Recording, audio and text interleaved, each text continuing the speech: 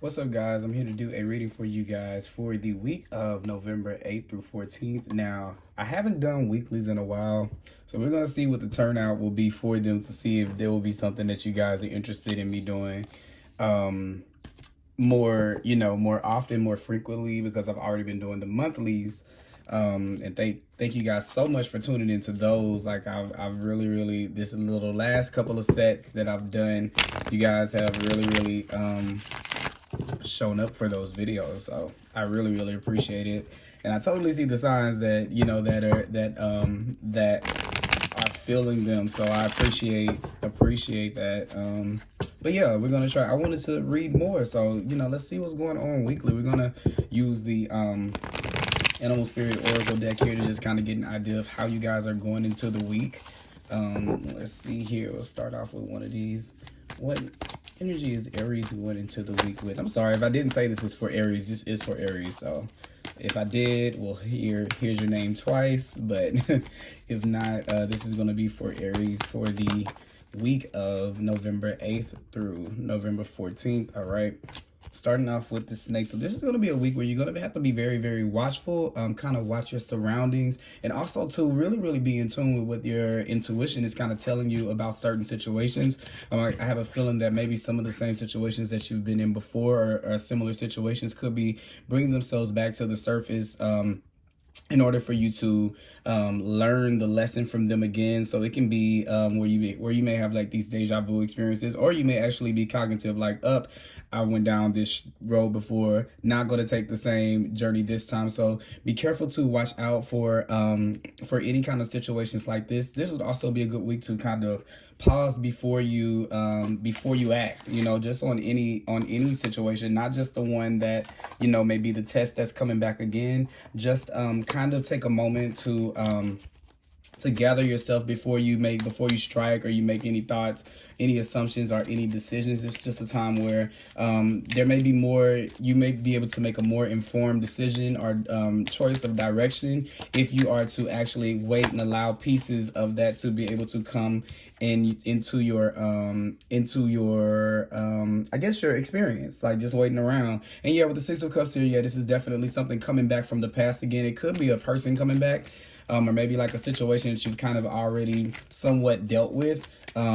Scorpio season seems to bring back a lot of these situations and things we've kind of put off in our emotional vault. And Six of Cups is definitely this nostalgia, or this reminiscing kind of thing. So with these two together, this could be where we could very well really be kind of mesmerized or hypnotized by all of the good that someone did for us, and we can really kind of block out all of the bad, and not really think about kind of like the anxiety that the person may have given us or whatever. So it could be like a relationship or something, or a situation that could have been a little bit what's the word I want to say turbulent. That's kind of like the word that I want to use, or something that can be like a little bit racy or make you feel like you're kind of racing. It definitely could have been something with love, or something romantic, something that you were kind of involved in. So this could be like a return of the ex if you're in relationships or something like that, or maybe one of your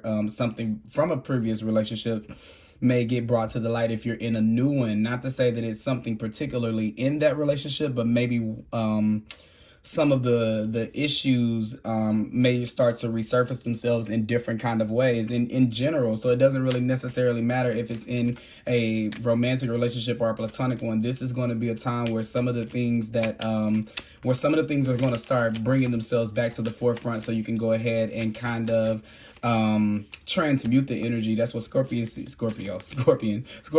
is all about, taking these deeper and darker things and kind of making peace with them. Some of the stuff that we've kind of probably have been too overwhelmed with to kind of try to work out. So what we end up doing is we end up going into these new spaces and new places, and we take in all of the good things. We remember all the good things, and then we have the nasty truth of the things that actually happen behind the scenes, or what the actuality of the situations really are. And this kind of grungy, energy kind of follows us around, and we expect this, and then we end up getting something different because of how we're showing up. So that's definitely something to kind of make sure that you look at this week, okay? And there could be some moments you could be running into someone old or someone that you haven't seen in a very, very long time, someone that you kind of probably wondered what happened to them, or what was going on in their lives. Maybe if you've been feeling particularly kind of kept away, without kind of not knowing, like almost feel like someone that maybe something kind of ended with, and we kind of really didn't have closure. That person may come back around, or you may start to feel their energy around you again. And the advice is, yes, still, once again, even as these situations approach you, regardless of if they're romantic or not, kind of remember all of the things. Remember things for what they really, really are, because you're going to want to lean into the good times. And this is to really, really remember how far you've come since those times, you know, and the things that you've had to overcome to be able to clear yourself of maybe some of those situations if they were a little bit toxic or anything like that. And kind of don't forget that, don't forget how far you've come with the 9 of rods here. Let's see here. Also, too, yeah, look at this. Look at this. So this toxicity comes back around. Something is coming back up. But the 9 of Swords and the devil card, maybe I keep saying this attachment from the past could be like something that's kind of coming back. Like someone, I know this is kind of specifically sounding like it's about relationships, and maybe because for some of you it is, but there's gonna be like this blast from a past to kind of get the you know what I was just saying, the kind of groggy, or not groggy, but like, what is the word, like sludgy, that's the word I'm looking for, like sludgy kind of energy away from you. The last 2 cards that fell out, or the Sun, yeah, so you can kind of get out of this taking this around you, and then you can fully be in this state where there's only the good, because for some of you, maybe you don't understand that, you know, I know some people come up with this ideology that that, you know, when you're with someone, you have to go through something, and when to be able to have certain things, you have to pay a certain type of debt. And I just don't really believe that that's necessarily the case for everyone. If someone wants it to be the case for them, then that's fine. But you're beyond that stage in your experience to where now you can take the good and you can only keep the good. You don't have to take the good with the bad. And if you chose to do that, that would be a choice. So as these situations come to you, don't freak out, you know, or anything like that, because they will start to present themselves as you start to grow. The universe starts to see if you're really done with that particular lesson, or do you want to go down and play the game again? And you can. It's up to you. If you feel like it's worth it, you know, no judgment. Me and my best friend are big sticklers for that. Like, no judgment on whatever you choose to do. But you know, with the Queen of Wands, the Queen of Rods, and the Sun here, this is the potential to be able to attract in those things that are positive to your life and to your experience, without having to take this energy with it. And I feel like yes, things have been good, but they've also kind of been bad in some of these situations. And this is just avoiding putting yourself in those situations where you get the little good for the expense of the things that are bad. And whatever that may be, whether that's taking a job again where you feel like, yes, I get to have this, you know, amount of money, and I get to have this type of lifestyle with this amount of money, but all of the stress at work, is it really worth it to be tied down to something like that? Or am I willing to keep on, you know, fighting for something more, and wishing and hoping that there's something more? Because the Queen of Rods says, once again, you have the ability to be able to attract in relationships that are that feel really, really good to you, that feel really, really simple to you, and that are, you know, that only require you simply to love. And but it comes when you can face the truth about what those situations meant to you, and also the level or the vibration that you were at that attracted these things. There has to be an identification of that, so that you can be able to move out of the space that puts you there. And then you have the Death card at the end, but it's in reverse. So this is just kind of making way for that transformation to come in.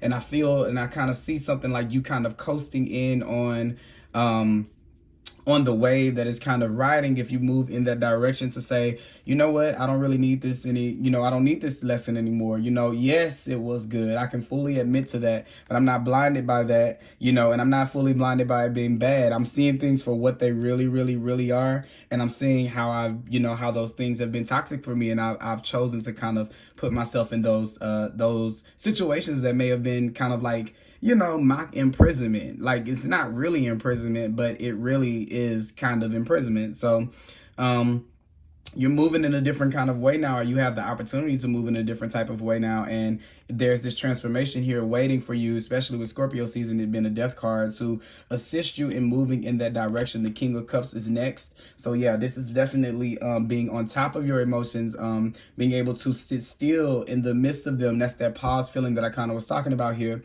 where you don't let anything like this come in and kind of overwhelm you in any kind of way, okay? And we're gonna pull a card from the sorry, I guess I could have pulled this back just a little. Sorry. We're gonna pull a card from the what is this again? The Moonology Oracle deck. Let's see here. What does Aries need to know about November 8th through 14th? What does Aries need to know about November 8th through 14th? Oh, you got two things that, oh, look at this. Look at this. Okay, perfect.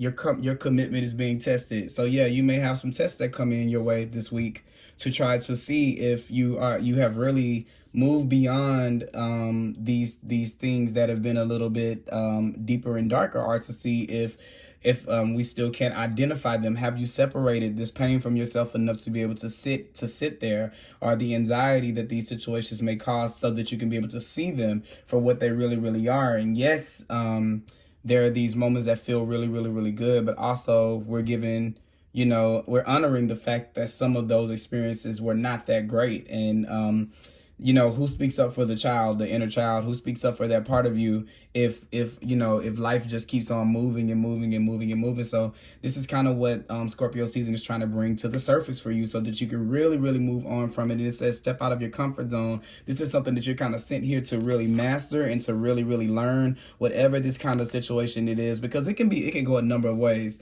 This can be choosing to make yourself happy. This can be your choice in partners. This could be your choice in career, jobs. It's like a number of ways this can go, but this is really trying to test to see if you are going to accept the old way or the new way.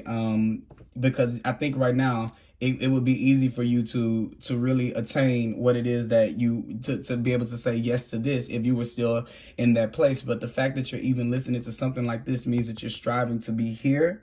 And that if you're really trying to be in this space right here, this is knowing that if I pass up things that bring stress or, disharmony into my life, that I am definitely in a position to be able to attract more of it because of what I feel on the inside. And I trust and believe in that so much because I've been learning with the inner teacher here, the Cobra. This is where spirit has been working through you, and you have been having these conversations with yourself, no matter if they're verbal or nonverbal, if whatever it is, there's been some type of communication to where you're starting to see the patterns of some of the things that could have held you back.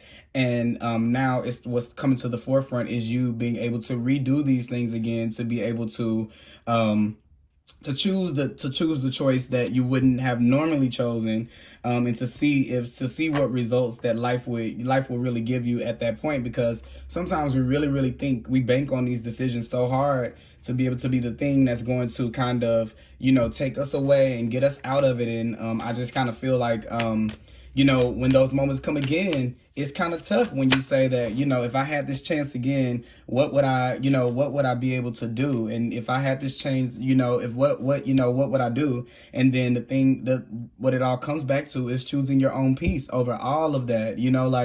Yes, this is nice. This is fun. Yes, it's racing. Yes, we were in love. Yes, I make a lot of money at this job. Yes, this career was fun. Yes, I get a lot of, a lot back. I receive a lot in this situation. But is it worth my peace? Because really here with the Nine of Swords and the Devil, this is just toxicity. This is anxiety. This is not seeing the light, not finding light, because we're making choices that are keeping us trapped in this darkness. And then here comes this peace. Are you going to pick peace? Are you going to choose peace over any kind of chaos in your life, even if it is sprinkled with the dash of, things that are supposed to make you feel good? So that is what I have for you guys. Aries, I hope that you guys enjoyed this reading, and I hope that you guys choose yourself, you know, over situations that may look, you know, super inviting, and, you know, things like, of course, the things that you want. And then even here at the bottom of the deck, there's the Ace of Pentacles. So opportunities are coming in if you can stay the course and just kind of like hold yourself out, and don't let this week get you kind of caught up back in any of, you know, your old habits that we've been trying to work on, you know, pulling yourself through or pulling yourself out of. All right. Thanks for listening. Talk to you later. Bye-bye.